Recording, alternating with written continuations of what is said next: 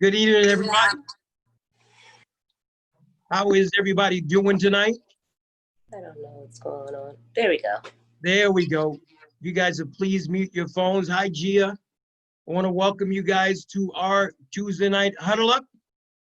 As we always say that we don't go to a football game to watch the huddle. We go to the game to watch the difference that the huddle is going to make.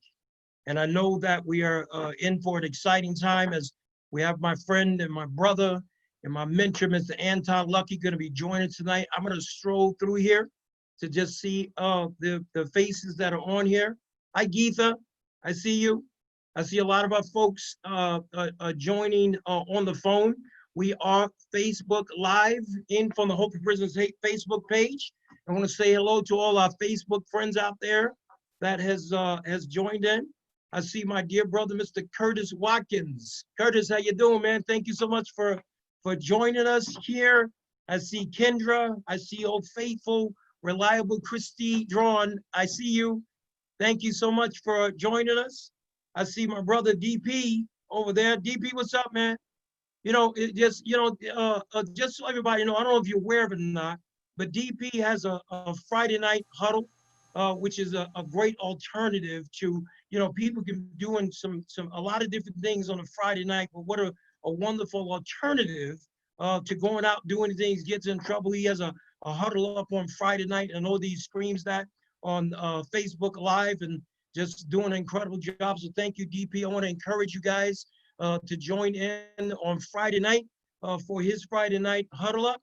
And I believe it starts at 6 o'clock. Why don't we open it up for any testimonies? Or does anybody out there have any testimonies they'd like to share? Or do you want to just give the instruction about the mute on hitting the mute button and things like that? Sure. If everybody, as usual, if we can get everyone to make sure you do remain on mute unless you are called upon.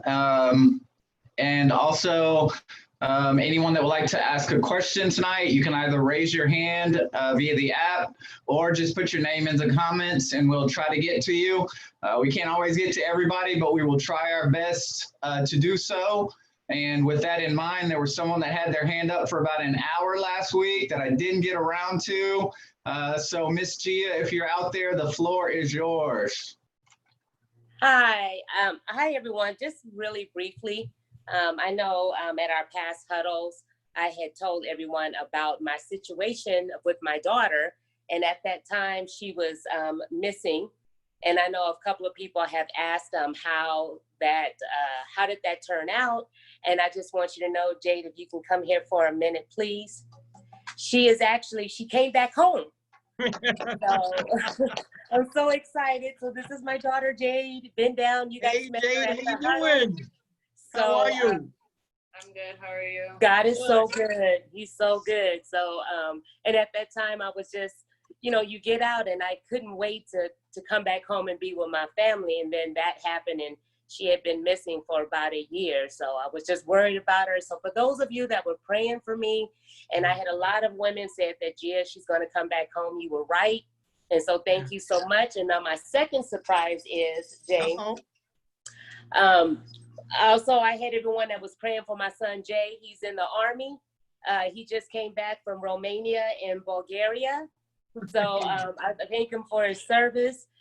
He just got back and he's stationed at Fort Hood. So he's on leave right now. He came out of quarantine and then he just came to visit me and he's going to be leaving on Friday. So, so for those of you who have been like in my corner and so supportive of me being reunited with my kids, I just can't tell you. I just thank you guys from the bottom of my heart. Thank you so much. Oh, you're very, very welcome. Can you have Jay just come up to the camera here for a second? Jay, Yes. Your son. I want you to Jay. son. Yeah. Oh, yeah. sorry. You can have your daughter come too, but I got a specific message for your son. How you doing, man? I'm doing good. You? I'm doing good. Hey, listen, if you have not heard it lately, we just want to take time out as a Hope for Prisoners family and just sincerely from the bottom of our heart, thank you for your service to our country, right? And just to let you know that we sincerely appreciate you. And man, good job. Appreciate it. Thank you All guys right. for the support. Yes, absolutely, absolutely. That's a wonderful, wonderful testimony. All right, do we have anybody else out there before we lace in my man Antong Lucky. Thank you, Gia. Thank you.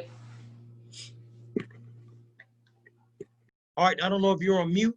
Oh, sorry. Yeah, I was on mute. I had to step away a moment. We had a client come up front. Okay. All Anybody- right, any other testimonies? I see Mr. Dewan Earl there. Mr. Earl, how you doing?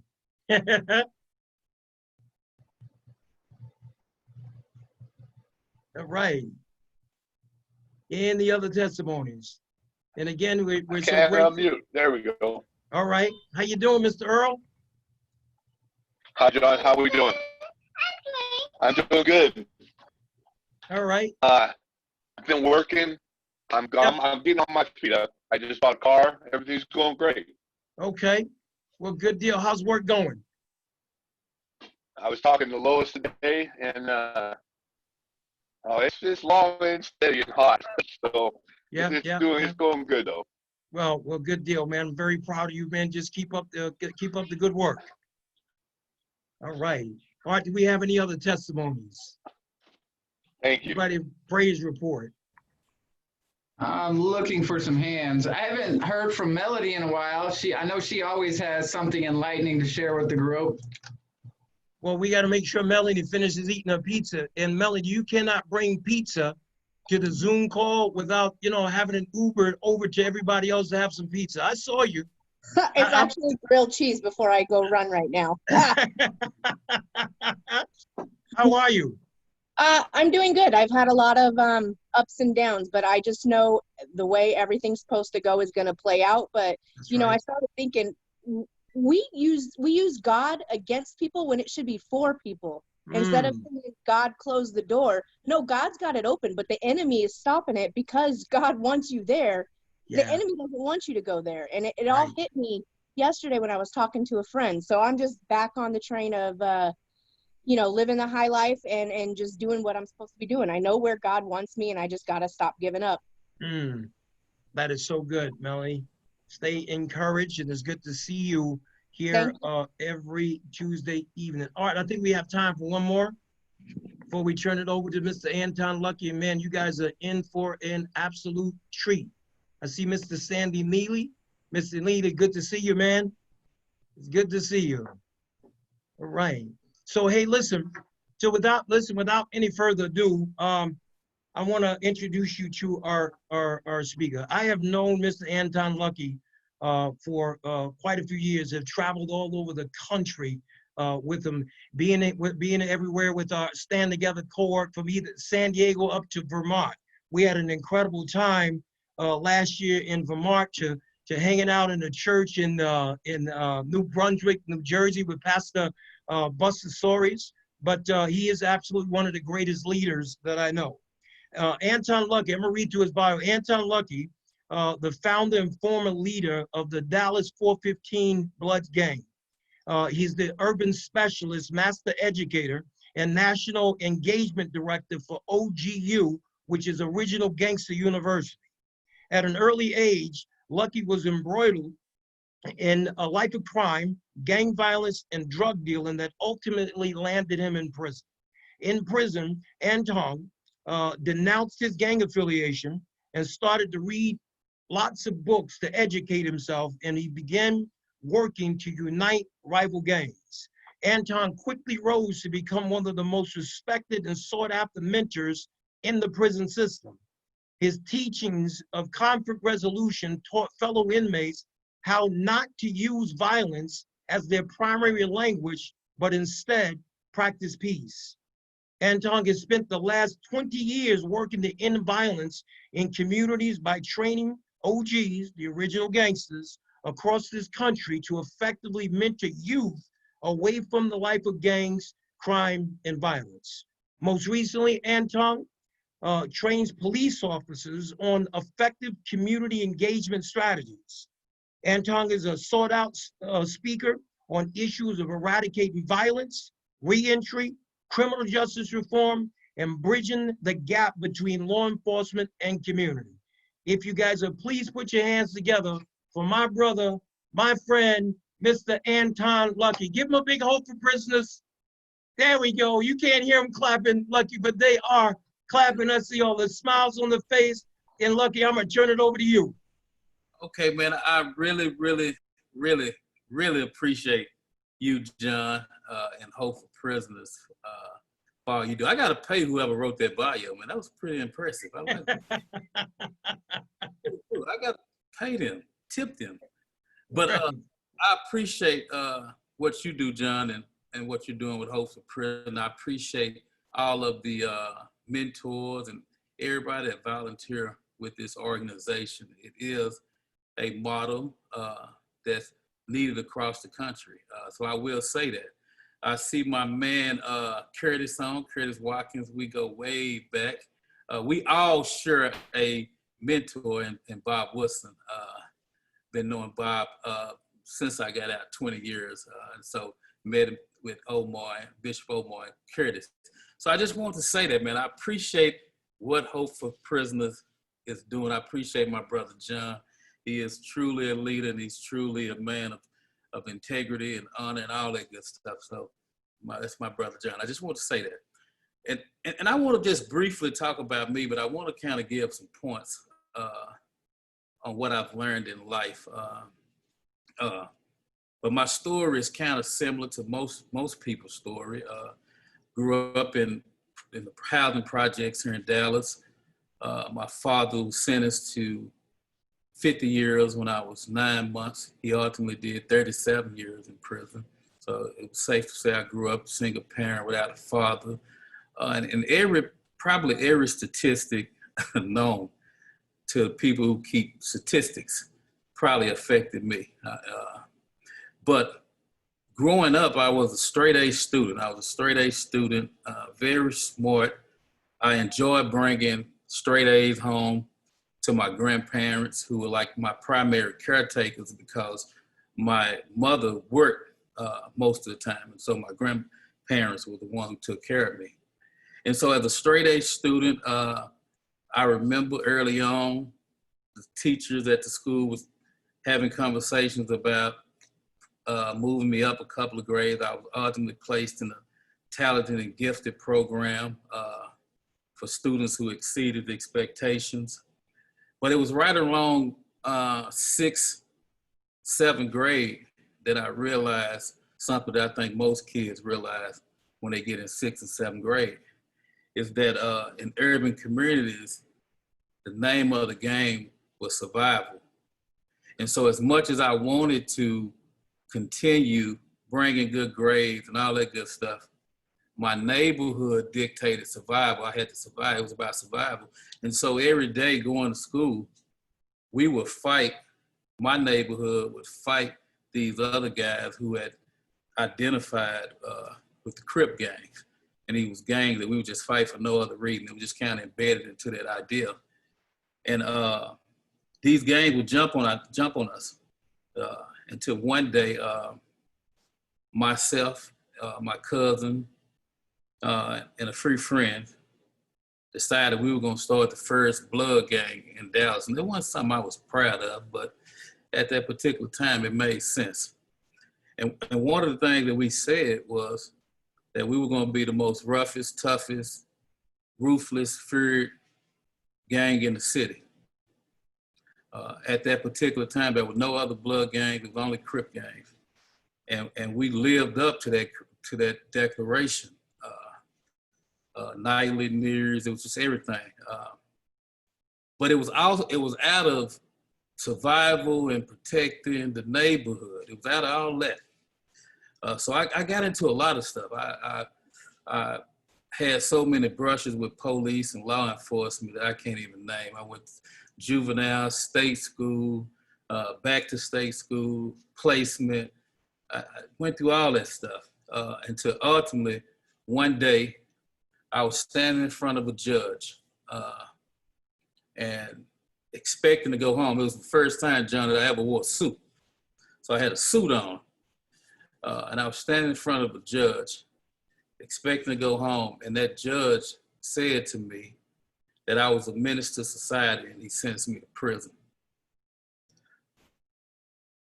From that moment of walking back to the holdover cell, I began to question myself.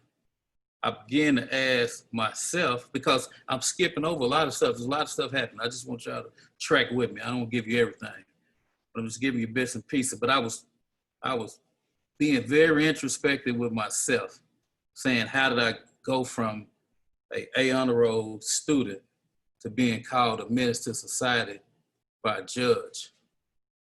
And I remember going to prison. My daughter was born May 7th. I was sentenced to prison May 21st.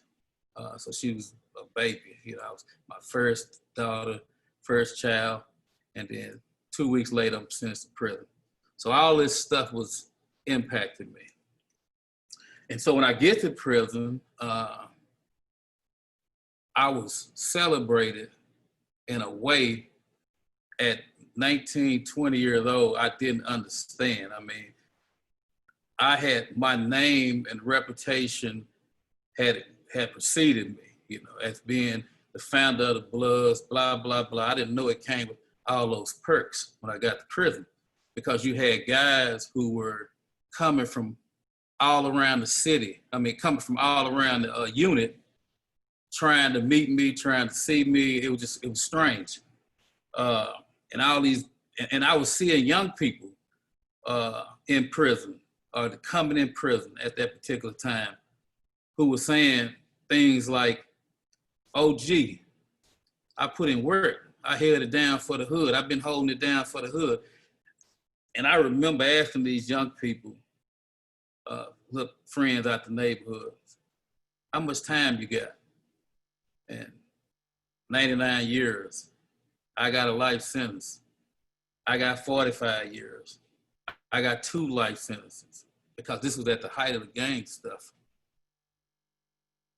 And it dawned on me that these young people didn't even understand they were going to be in a prison for the rest of their life for something we committed, something we started. And at that particular time, I kind of felt indirectly and somewhat directly responsible for their lives. And so it was an older inmate who had been in prison. He had been there probably 15 years. He was a teacher. I didn't know him. He didn't know me. He was from Houston. I was from Dallas. And Dallas and Houston didn't really mess around, didn't mix in prison. And this brother approached me during this particular time. And he said to me, he said, look, brother, he said, I've been noticing you, and I see all these people in prison paying homage to you. They fall out of place. That means you go out of place somewhere you ain't got no business being. They fall out of place, they do whatever, they trying to meet you. He said, if you can lead these brothers to do wrong, you have the ability to lead them to do right. He said, you're a leader. And that was the first time I had ever heard those words, someone saying that I was a leader. And so this brother started talking to me, and then he started giving me these books, telling me to read these books. And so he would give me a book to read. I'd go read the book. I actually went and read the book. And when I came back to him, he would make me go read the book again. And I actually went and read the book again. He would do that like 5 times. And each time, each book. And I'm reading. And one day I asked him, I said, why do you do that? Why you ask me to do that? And he was like, so you can better retain the knowledge. And so this brother started mentoring me, started teaching me while I was in prison to be a leader. He started just putting his hands on me, saying, man, you are the leader. And so it was in prison, because I was fortunate enough to have money on my books, that I would spread. We would do those spreads, John. And so in prison, when you finish the spread, you throw that away. You don't get that to nobody, because prison is so segregated. But I started, when I would spread, I would walk over to this Hispanic guy. Hey man, you hungry? Or walk over to this white guy. Hey man, you hungry? Or walk over to this black guy. Hey, you hungry? And I would start giving them food. Ain't nobody gonna turn down no meal in prison. Just know that. And so through doing that, it wasn't unintentional, I began to develop relationships with these individuals. I started developing relationships. And some of these people that I was developing relationships with were Crips. I was a Blood. These individuals were Crips.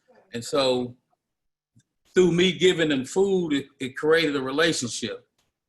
The Mexican guy, through the food, it created a relationship.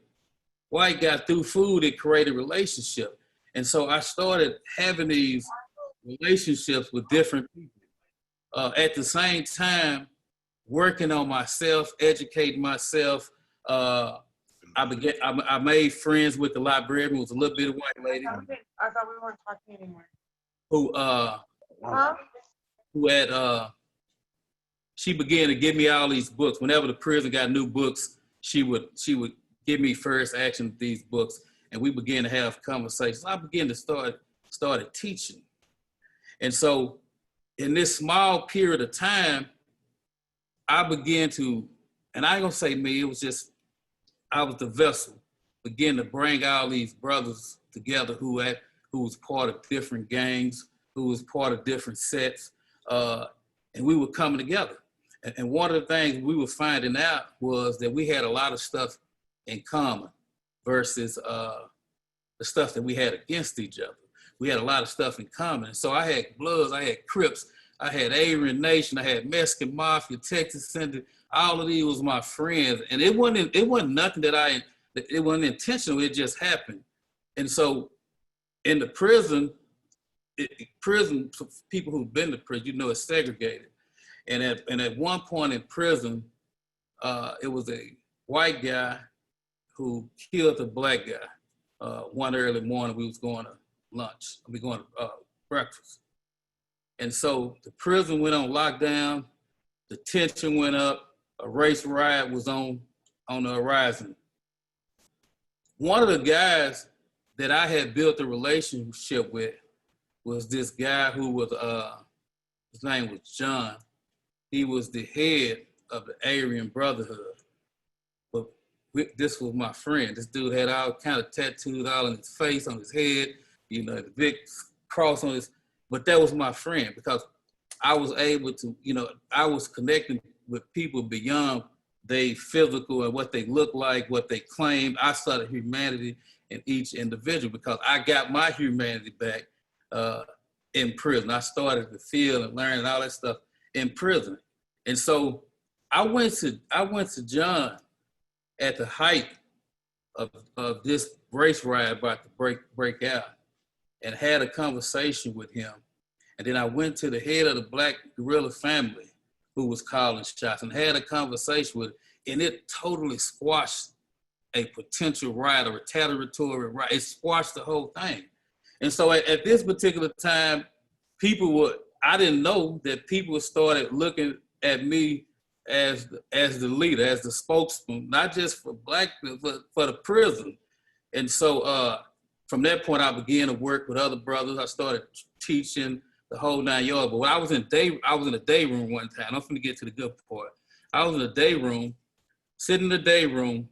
I had came up with this idea that said that I wanted to get out and I wanted to work with young people to make sure that they didn't have to ever choose between gangs, violence, and success.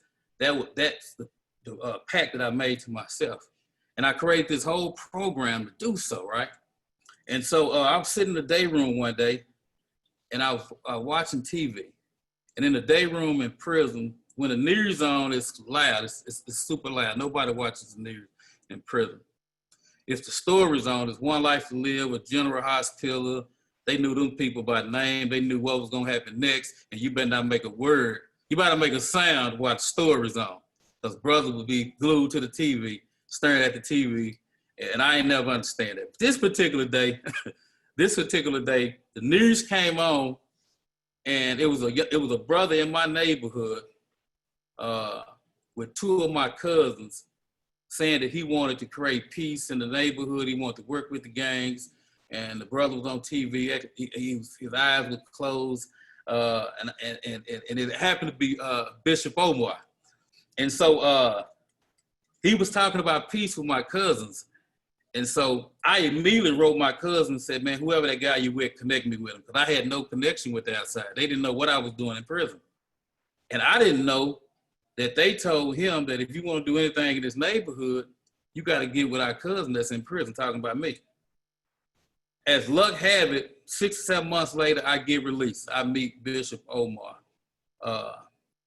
Omar, I tell him what I want to do. He tell me about his program. It's the exact identical program. I said, let's go to work.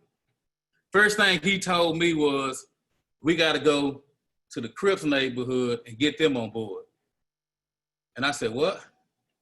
I said, I didn't add that into, I didn't think about that. I ain't think about it that far. You mean to tell me you want me to go to the Crip neighborhood? And he said, yeah, and that brother convinced me. And I never forget, it was summer of 2000. We was in a Crip neighborhood. We was in a Geo Prism, I think it was. He had a little Geo Prism. And we was knocking on the door looking for the head of the Crips. And I remember knocking on the door. When I was knocking on the door, they looked out the window and they saw me. And all I heard was guns cocking. And I looked up in the sky and I said, God, I know you're not gonna let me die right now. I said, I don't know what didn't happen. So Omar said, put your hands up and just keep them up. And so the dudes opened the door up with the guns drawn on me, saying, what the hell is he doing here? And Omar started talking. And as he was talking, the guns were lowering. And I was saying to myself, oh, Frank, keep talking, brother. Just keep talking. I didn't know him at the time. And as he was talking, they kept lowering the gun. I said, oh, Lord, keep talking. And he kept talking. And that day, the head of the Crips, which was a guy named Grover, you remember Grover, Curtis? Grover allowed us passage in that neighborhood and then came to work for us. And Grover and myself became brothers working to end the gang violence. We did the first peace treaty in Dallas where we had 400 young people to denounce and declare peace in Dallas, and that became the foundation for what we do today. And so for the last 20 years, I've been around the country, as Jon mentioned, in some spaces that only God allowed those spaces to happen. Working with people from all different backgrounds, all different nationalities, talking about peace. Just here recently, we did some stuff here in Dallas, across the country, where our whole mission has been bringing peace to neighborhoods. We've been working with police officers. I do a training with police officers, and it's probably one of the highest rated trainings here in Dallas, only training where they allow non-police officers to do the training. But it's fun. It's fun going in, working with the officers. I work inside of neighborhoods, making sure that our neighborhoods are safe, making sure that our young people understand it. But I'm gonna say all that to say that it hadn't been easy. It wasn't I won't make like it was just a piece of cake coming from prison to where I'm now. God has truly blessed me.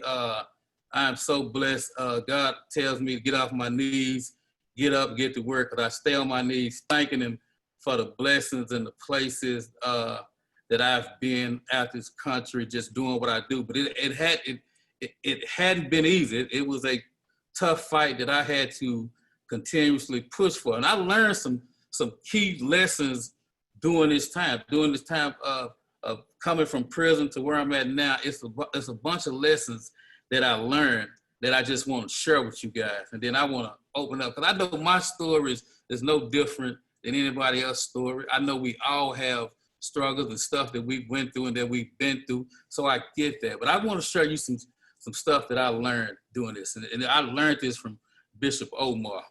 And he told me this, and this specifically for my people who may be still incarcerated right now. One first thing that Bishop Omar taught me that I learned was, he said to me, no matter what happens to you, you're responsible for what you do for you. That was the first thing he taught me. No matter what happens to you, you're responsible for what you do for you. When I'm speaking at schools and I'm dealing with kids, I tell them that I don't care if your mom on crack, your dad in prison, your neighborhood bad, the teacher hates you, your classmates make fun of you, your principal, your school bad. At the end of the day, you're responsible for what you do for you. I heard Bob Wilson say one time that if the crowd is booing you, the referees is cheating you, the opponent is cheating you, knock him out. And that's kind of like the foundation of what how I believe. And so that's something I believe. And then also Bishop told me, he said that, remember, somebody went through something worse than you and they made it. And if they made it, you can make it. You know, and it may sound simple, but those are some nuggets that can push you forward.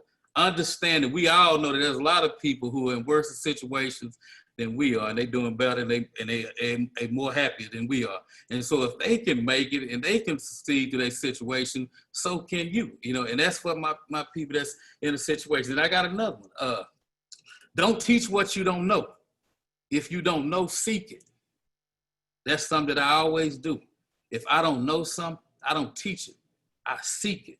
I try to seek it and I try to understand it. I went through a lot of stuff, from evictions to car getting repoed to the net 30, when you had to wait 30 days on your paycheck, and then if they find something wrong with your invoice, that's another 15 days. I done been through all of that, but I still held on. I made it. I got another saying that I got from my guy, Viktor Frankl, and I live by this. This saying, and let me find it right quick, because I got it right here. And it's from Viktor Frankl.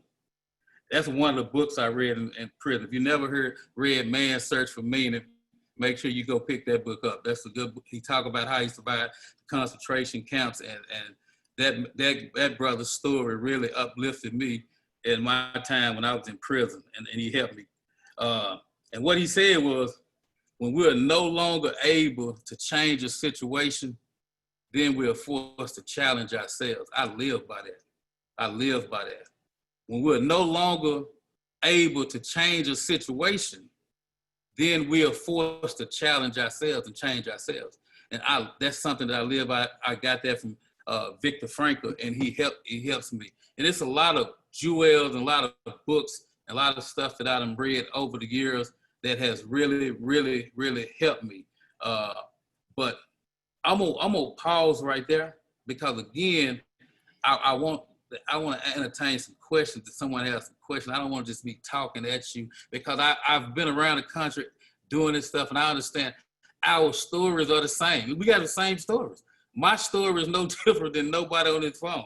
It's no different. We all have the same story, but we pull and we draw from each other's stories. This may be something that John says that uplifts me, or something that Art said that may uplift me or uplift John. We have to be able to pull from each other's stories and hold each other accountable based on truth. So I'm gonna stop right there, John, and I want to just take a couple of questions. Yeah. Before we turn over to questions, Anton, man, thank you so much for sharing. What an incredible story. I'm sure that there are people not only that's on the Zoom call, but our family members over in Casa Grande that they're able to relate to that, and what an incredible impact. But Art, before you turn into anybody else, I want to ask a question, Anton. You know, your ability, the gift, because you know sometimes God just naturally gifts us that things, right?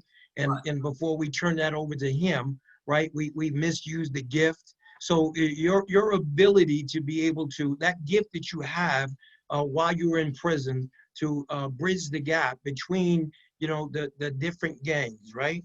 How are you using that today in your work with bridging the gap between law enforcement and community? Because it's such a huge similarity between the two. And how does that closely relate?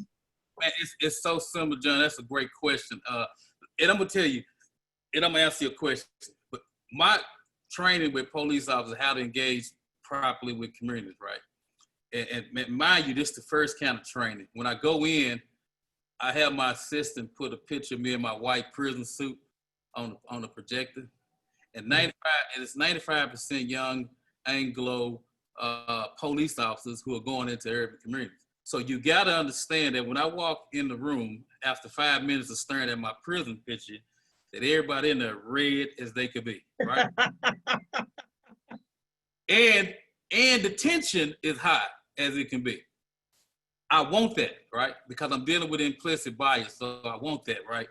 But by the end of the training, those same officers who are staring at me with cold stares, walking up to me, hugging me, telling me, I love you, brother. How can we work together? And I'm working with a majority of them right now because I think they think that, you know, I'm going to come, because I've been to prison, I'm going to come from an accusatory kind of perspective. But I've come from a humanity perspective. And I get the officers to understand that more than anything, we all are human beings. So whether you're a cop with a gun and a badge or a gangster with a gun and a rag, at the end of the day, you want to go home. And so I get them to understand that hey, in police academy, you're taught that the hand is the threat. In urban communities, we talk with our hand. Y'all been seeing me talk with my hands all the time. So that don't mean it's a threat. And so then we talk about all of the algorithms that control our mind. We never stop to think about that. If I'm a police officer and I click on a video that of a black man shooting a police officer, guess what the algorithm's gonna feed me? They're gonna feed me continuous videos from across the country of black man shooting a police officer. And if I'm a black man and I click on a video of a police officer shooting an unarmed black man, guess what it's gonna show me? It's gonna show me those videos. And we never stop to think about what that effect has on our subconscious and that fear of when we connect. We all are running around being played by the fear. We never stop to say, let me get to know this individual and let me check what's going into my mind. Right. And so in the same way of working with gangs, getting the individuals, the Aryan Brotherhood brother, the Mexican Mafia brother, the Crip brother, to understand my humanity and I understand his humanity, that's more important than anything. A lot of times we are just operating off stuff that's been dumped into our minds that we never had the time to just stop and check and say, where did I get that idea from? One of the things that happened for me when I went to prison, John, Tupac came out with Live and Die in LA when I was going into prison. And the song said, learn about the West Coast, B's and C's, the other dudes, copycats, these is G's. And when I heard that behind bars, I said, man, I'm not a copycat. I immediately denounced the gang because Pac was right. The gang life wasn't nothing indigenous to where I came up from. I got that from watching movies and listening to music, and those ideas were manufactured ideas. I had to be real with myself and say that. And my gang was mad at me because for the last 20 years, I've been anti-gang. And so but it takes you being real with yourself. So it's the same kind of dialogue when I'm dealing with police officers. We go in there, we have a real good conversation, and it's real. It's not. See, I tell them, if you say what you think I want to hear, then we ain't getting nowhere. Right. I got to be able to say what I feel about you, and you got to be able to say what you feel about me. And that's okay if we don't agree. Let's find out what we agree at and fiercely agree and work together from that perspective. You know, and that's the approach that I take when I'm going in these situations. That is wonderful, Anton. You said something else that's so very powerful, right? And I think it's something that we all can chew on, right? If you take a look at across this country, what's happening in communities across our country, right? And that disconnect between law enforcement and just inhumanity. Right. I think that if we all were to take a time out and focus on it and understand that you said it, we have more in common than we have differences, right? And could you imagine what the world would be like if each of us would focus on those things that we have in common, right? This way, you know, shields are being dropped down, and I think that the world would be a much better place if we did that. So thank you for sharing that. No problem. Yeah, Art, we'll open up to any questions. I know there were some things in the chat, so we're gonna. If you don't, you see any hands are going up. I know we still have our folks over in Casa Grande. Just open it up to see if they have any questions there, or perhaps there's something in the chat line. Yeah, we do have a few people in Casa that wanted to add on or perhaps ask a question. Okay. If you can tell me your name and what's the question you have for Mr. Lucky. I think she's on the mute there. Okay, sorry, we were on mute. I'm Keisha Harris. How y'all doing? Doing good, Keisha. How are you? Blessed. I didn't have a question really. I just wanted to comment on something that he said that really stuck out to me. I appreciate y'all for coming today too. When he said, you know, you could use all that power to either lead people in the wrong direction or all that power to lead people in the right direction, that stuck to me because that's where I'm at in my life right now, because I'm trying to gain as much knowledge as I can, reading these books, The Science of the Mind, Master of the Mind, things, you know, things that I can use to actually help myself, apply myself to college programs and things like that. So that really stuck with me, and it is true. And I just want to say I appreciate you. And Mr. Ponder, I appreciate you for bringing these people here, because this gives me more inspiration every time I come to your meeting. Thank you. Good deal. Anton, I'm gonna give you a chance to respond to if you want to. Thank you for sharing, Keisha. I'm sorry? I said thank you so much for sharing. You're welcome. All right. Yes. Good deal. Yes, and I like, Keisha, thank you also. I would like to say, right now, at that point where you at the end of the day, you have to make the best decision for you. That's one of the things that I had to learn when I was in prison. I had a 2-week-old daughter that I left behind going to prison. And those 4-5 years that I spent in prison, I'm still making up for today. Luckily, I got a great relationship with my daughter, but I can see the gap in those formative years, her first 1 through 4 years that I was absent. I can see that today. And so at the end of the day, it's whatever choice you make that choice based on you and not anything else, on what's best for you. And that's what I had to do. I had to make a choice that was best for me. And it takes you being real with yourself. See, one thing that I did when I was in prison is I never made an excuse for why I was there. I never blamed it on the community. I never blamed it on the neighborhood. I didn't say my mama worked too hard. I didn't do none of that, because the choices that I made planted me in prison. It wasn't the police, it wasn't the white folks, it was me. I made the choice that put me in there. And so I had to deal with it. And so once I was able to be accountable for that and deal with that, then I can heal from that and I can work to where I needed to be. You know, and I spent the last 20 years of my life being the person that I know I can be. And I'm gonna tell you, when you make that choice, I don't know if you believe in God, but I do. When you make that choice, God gonna meet you halfway. I was, like I said earlier, I was facing eviction, car getting repoed, all that. And I done started a business, got one of the most successful bail bond companies in the city of Dallas, make a lot of money. The nonprofit I make a lot of money, and I'm able to help a lot of people, you know. But I remember coming from that place. It's like anything else. I tell them when most people get out of prison, I say this to them. First thing you got to understand is don't nobody owe you nothing. Because a lot of times we come out of prison thinking everybody owes us something, somebody owes us something. And no, everything you get, everything that you earn, you get it from your own 2 feet and your getting off your back pockets. When you understand that, when you say, man, I'm going to start from zero. I'm going to start from scratch. I don't care if I got to take an entry-level job, but that ain't where I start. It's not where I'm going to end. I'm going to come in earlier than everybody else, and I'm going to leave later. That's what somebody told me. A mentor of mine told me that. He said, man, throw away that wristwatch and get you an alarm clock. He said, be the first one here, the last one leave, and you will exceed in the ranks. And that's what I did. And I applied that. I'm talking about, and immediately, it just went like this, and God been so good to me. That's why I don't even like talking about this stuff, because, you know, I feel like I'm bragging. I feel like he might just snatch it away from me, but it's so good. So I don't even talk about it no more, you know, because life is just so good for me right now. But it's from that hard struggle and toil of making the right decision and staying consistent. That's the key. You got to stay consistent with what you're doing, because somebody gonna recognize you, and somebody gonna appreciate you, and somebody gonna give you a hand up. So thank you, Keisha. Oh, that is so good. That is so good. Thank you, Lucky. And Keisha, thank you for the question. It looks like we have someone else in Casa Grande. If you step up, say your name, and what is the question you have for Mr. Lucky? A comment.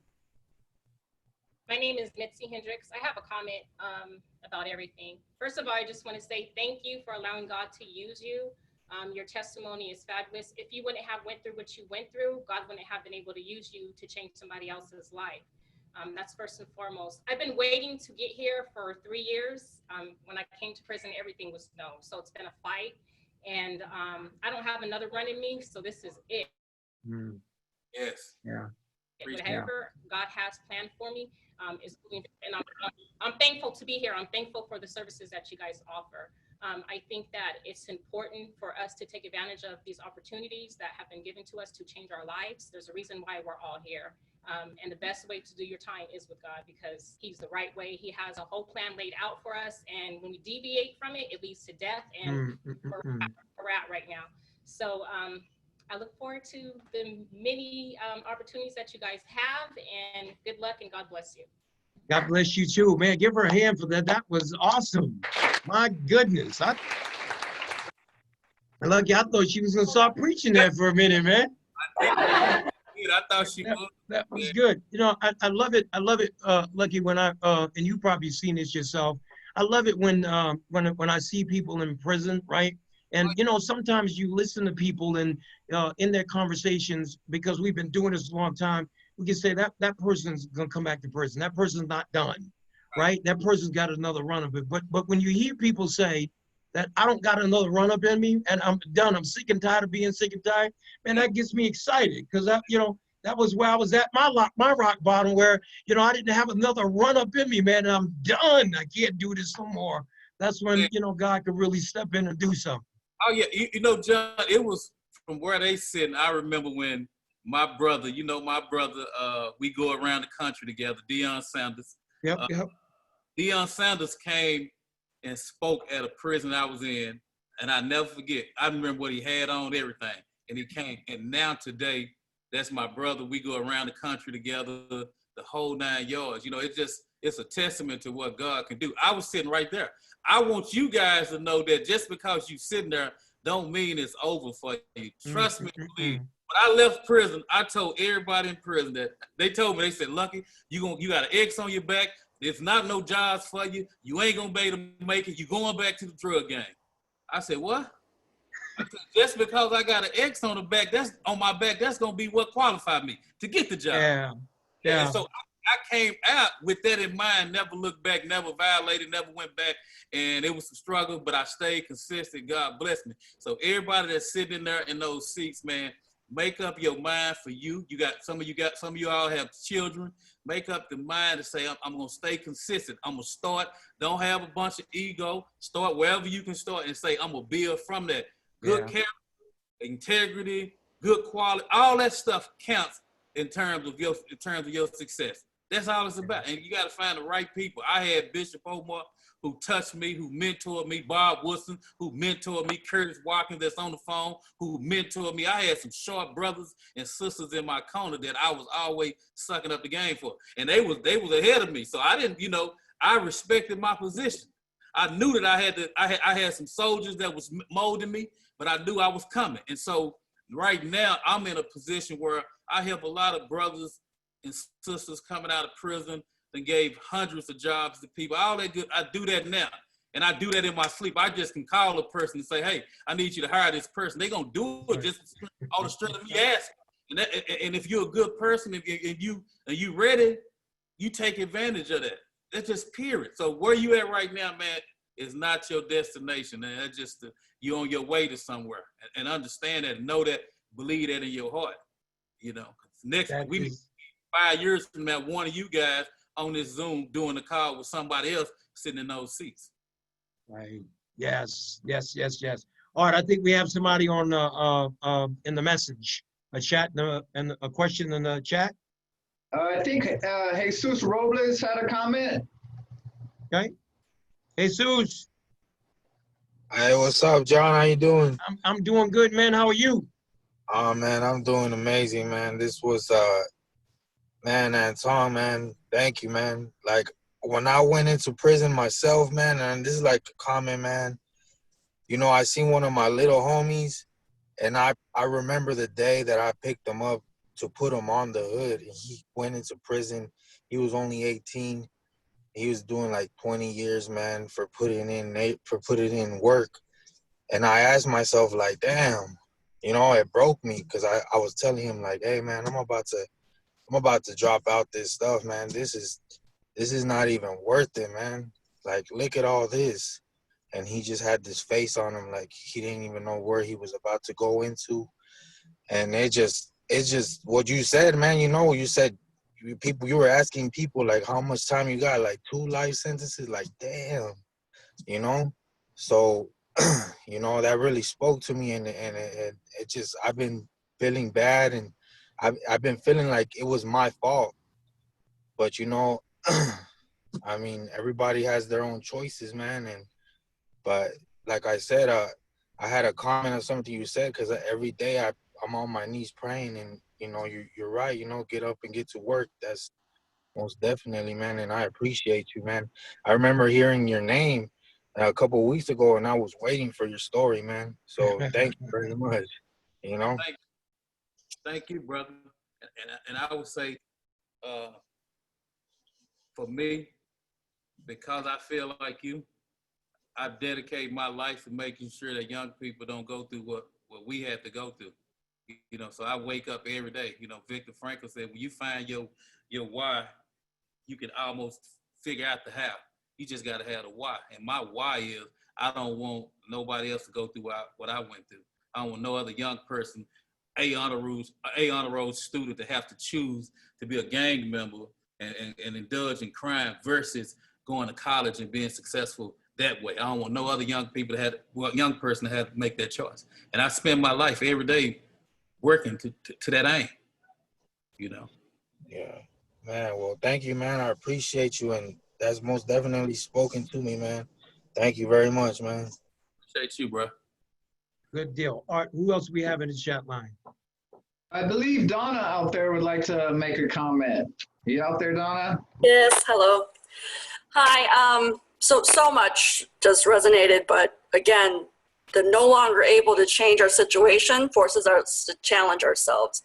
I've spent so much time blaming everybody else, and probably the last 2 months finally taking responsibility, and it just has lifted me. Right. Thank you. Yeah. Thank you, Donna. And I know that feeling. It's a liberating feeling when you release it, and then you accept that you. It's kind of like what Stephen Covey said.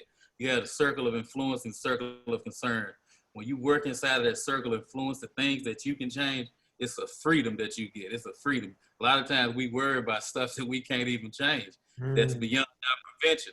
But if we just we focus on that, what we can change, and we can change ourselves. It's so liberating. Man, this is some good stuff. All right, what do we got? I thought I saw somebody walk up in Casa Grande. Yeah. All right. Like one more. The clock is ticking. Hi, tell us your name and tell me the question or comment you have for Mr. Lucky. My name is Angel. I don't have a question. I have a comment to Antong. I'm a mother of a 17-year-old boy, and I've been incarcerated for the last 3 years. And since I've been, my son has been trying to find that family or that connection in the streets. So right now, I'm actually dealing with my son, trying to, well, actually in a gang. So like, just to know that if people like you out there, that's actually, you know, working for the younger people that's trying to find their way, you know, and get them out the street and be a mentor to those children that actually need that male figure, you know, to like just keep them on the right path. So just thank you, and I salute you, and God bless. Thank you. That was good. That was good. Art, who do we ask? Because we're winding down. We probably got time for another question. If there's someone out there, any comments for Mr. Lucky? Quite a while. Are you out, Elizabeth? Yes. First of all, Antong, thank you for speaking to Casa Grande and representing the director for the Department of Corrections. It is an honor to say that we have a room filled of people who are here to change their lives hear your message and understand that it takes giving back to get things going. And so I thank you for taking the time today and the opportunity, and Mr. Ponder for bringing in services, etc. We have a director that's cutting edge and is looking at changing things, reclassifying things, and making sure that we have opportunities to make sure that we truly can rehabilitate and provide opportunity rather than just to incarcerate and keep in place. So I thank you for your message. And I see Casa Grande jumping up and down. Don't act too crazy, guys. I'm not there to, to let them know that you're not causing a ruckus. But I do want to say that, yes, those applause are also for you, Antong, for taking the time and telling your truth. I try to tell everyone, don't be embarrassed about who you are. Take your story with you, tell your story, because it makes you unique. But also don't get stuck on your story so that you can't find success. And I appreciate the message that you spoke today. So thank you, Jon, for bringing Antong to us again. I hope that we have many more times to come together, and I look forward to maybe sometime in the future seeing you at Casa Grande to inspire our folks face to face, hopefully. Oh, no problem. I love it. Thank you, Elizabeth, for those kind words. I would love to be at Casa Grande. Yes. Hey, Michael Russell, Logan, Casa Grande. I see the men in the back corner back there, and I know that Antong's message impacted them as well, because it's such a powerful story of transformation, power story of giving back. Is there any males? Because I saw the ladies jumping up, and let's give it up for the ladies, because they're always coming up and jumping right up in there. Yeah. Perhaps there's a male there that, you know, you may have been gang affiliated, maybe, you know, still are. I just want to hear from you, from one of you, to see how Antong's story impacted you, or how maybe you be able even see yourself in the story that he's told.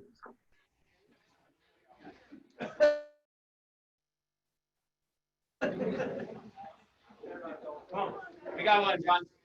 We got one. All right. Okay. All right. How you doing, Doc? How you Oh, doing? I'm doing good. All right. Nah, I liked your story because I was thinking about trying to start up I got my own podcast out there called News You Can Use on YouTube. I'm up out of LA, out of Crenshaw District. You know, Nipsey, that was my little nephew. And I was wondering, I've been talking to a few of my homies. I want to add like a gang awareness on my podcast. And I wouldn't mind touching bases with you when I get, I don't know how long I got, probably a few more months, but I got my own clothing line. I've been doing some things, and I got some little people out in Dallas myself, you know what I mean? And I need to touch bases with some people doing some positive things. I don't know how I can get in touch with you though. Right. I would love to, brother. John. Yep. My connections. You get my connection. If he give you my connection, all you have to do is call, brother. All you got to do is call him, and we good. My word is born. I really mean it. If we don't connect, it's because you didn't call. Right. Well, thank you again. Remind me your name. All right. What was his name? Mr. Russell? Mr. Robbins. Mr. Robbins. All right. Can we make sure that we connect the dots on that? Hey, guys, so listen, we are winding down to the end. Art, we don't have any other questions in the chat, do we? Somebody waving right here. All right. All right, Gia, once again, you got to unmute your phone. Okay, sorry about that. Can you hear me? Yes. Okay. So my question to you, Antong, I mean, we all know that change can be challenging. The moment that you decided that you no longer wanted to be a gang member, how hard of a decision was that? And did you come against other gang members who weren't willing to allow you to leave that life? Did you encounter any type of retaliation? I'm sure that probably wasn't easy to make that decision. So I was just kind of wondering if you could just kind of touch on the challenges that you faced in trying to be a better and different person of yourself. Great question. Great question, Jim. when I first made that decision, I didn't even give deference to my neighborhood, my gang. It was basically my decision, and I made it in prison. The last place you make that kind of decision, because the gang is protection. Right. But I was so steadfast in my belief and what I believe in the newfound knowledge of self that I obtained locked up, that I was willing to, if I was willing to die for something stupid, I was willing to die to get my name back in who I was. I was willing to die for that. But I think what had happened was when I made that decision, and because I was so serious about that decision, I think not only my gang, but other gangs saw the sincerity of my actions. And so I didn't have the threat of other gangs or the threat of my gangs want to do something to me, because one thing they knew, that I wasn't faking, and it wasn't about me being scared. It wasn't about me faking. It was about me seriously coming to understand self and understanding God. And I really walked that walk. It wasn't fake. It wasn't none of that. And I think a lot of those brothers respected it. And it also brought brothers to me asking questions, how can they, follow in that same footstep? So it's the sincerity. I didn't have no issues. When I got out, of course, people wanted me to go back and be that person, but I was so convinced, and so I made up my mind in terms of where I wanted to be, and so I made those steps. But it was a hard decision, because for the first 18, 19 years, first 7, 8, 10 years, this all I knew. But just like anything, 21 days can change any habit, if you're consistent with it. And so it was a total shift in the mind. I went from prison, struggling. I want the people in the jail to hear this. I went from prison, struggling, staying consistent, to making over 6 figures a year. I think I'm proud of myself for that. To come from, no formal education, taught myself to making 6 figures a year and better, and not including the endorsements and bonuses and all that other good stuff. I got a book on the way that's gonna probably drop at the beginning of the year. That'll be in probably every Barnes and Noble bookstore, airport that you can name. I think that kind of stuff makes me proud. My daughter and my son, they're great kids. They do the right thing. They got their own businesses, and it's just. But that comes with you making a decision for yourself, when you know what you want for yourself, and you got to go out there. Ain't nothing. Don't nobody owe you nothing. I don't want nobody to give me nothing. I'm gonna work hard. I'm gonna outwork everybody. I'm gonna get there. If I got to be there at 6, I'm getting there at 5 and sleep in the parking lot. If I get off at 6, I'm leaving at 7. I'm leaving when the CEO leaves. I want him to see me leave right after he leaves. And that's the mindset that I had. And that mindset took me from struggling, getting kicked out, to where I'm at now, overlooking the city. And I don't say that's not no capping, but I'm proud of myself for that. And I'm saying that to hopefully inspire somebody that's sitting over there in those seats, that, hey, I can do the same thing, because I'm no different than you. All it takes is consistency and constant grind. It's just, I took the same mentality I had when I was selling drugs. Stay down till you come up. If I stay here and I stay consistent, all I did was switch it. I changed my product up. And now, I'm blessed. I hate saying it. I'm blessed. I feel funny saying it, that I'm super. I don't want to feel like I'm capping or nothing like that. I don't want. It's never boasting or none of that. But I do want to inspire somebody who may not believe that they can be making 6 or 7 figures, that they can. And it don't matter, because I got X on my back, and I had numerous opportunities to get a pardon and get my record sealed. I said, no, keep it open. I said, that's a part of my story. Keep it open. I don't have nothing to hide. That's what made me who I am. That's why you talking to me.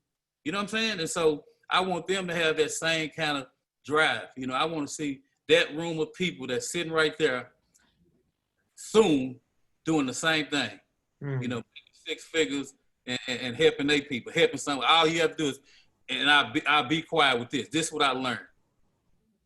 You help people. When you learn to help people, when you be a servant and help other people, you get blessed. See, I'm always helping people, John. You are always helping people. That's why we stay blessed. See, Yes. people think they taking advantage of us. They think they playing us, and we just helping out of kindness of heart, and they keep us blessed. All you got to do is keep blessing people, and you going to stay blessed. That's why I never fall off. I ain't going to never fall off because I'm going to keep on helping people. I ain't going to never stop helping Yeah. people. I let it out. That's the secret. You got to help people. That's good, man. That is so good. Can we give Anton a gigantic hand, please? That was so good, man. We were so blessed. Man, just thank you, Anton, for what you do and what you represent. Man, I'm looking forward to see you out in the field again soon. It was absolutely amazing. I want to thank our folks over in Casa Grande for joining us and all the new people that showed up at Casa Grande. I know from what I understand, 50, 60 people that come in. We're looking forward to working with you. And we'll see you in soon to see what we can do to get you up to the next level of life. So again, I'm gonna close out in prayer. Before I do so, thank you guys so much for joining us. I want to say thank you to all our folks that are tuning in on Facebook Live, and all you guys have carved out this space here for us today. So if you guys just join me in prayer. So Father, we come before you this evening, God, in the name of Jesus, God. We just want to thank you for this time that we're able to spend together, Father. We want to thank you for the message and the words that Anton spoke. God, I thank you for the tremendous testimony that you have worked on the inside of his life, Lord God. And as that testimony flowed out of his lips, God, and somewhere in between his lips and the ears of the hearer, God, we pray that an anointing rest on every one of those words so they will serve the intended purpose for which he has sent it, God. Father, keep us all protected. Keep a hedge of protection around our folks there in Casa Grande, and just protect us all, God, as we walk through this earth. Let us be that light, God. Give us that heart to be able to want to just help people, as Antong said, God. Give us that true heart of a servant. And God, we know that that heart of a servant is not a person who gets up in the morning and just waits for an opportunity to serve. The true heart of a servant is to look up and wake up and create an opportunity to serve, an opportunity to help someone, God. We just love you, we worship you, and we pray you this prayer in the matchless name of your son, Jesus Christ. And in Jesus' name we say amen. All right. Love you, Hope and Prisons family. And Tom, we will be in touch. Such an amazing word. Thank you guys so much. We will see you next Tuesday night. I know we have the amazing Cecil Fielder that is going to be joining us, our dear friend, and he always brings a very encouraging word. Anton, can you put the puppy up? I see you on social media with, man, what a conversation piece. Right.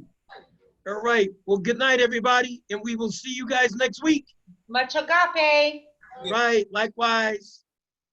DP, I'll let you.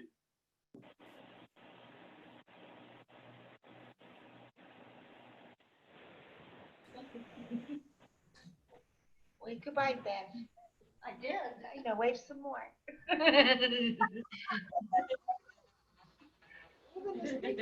Just waving at each other.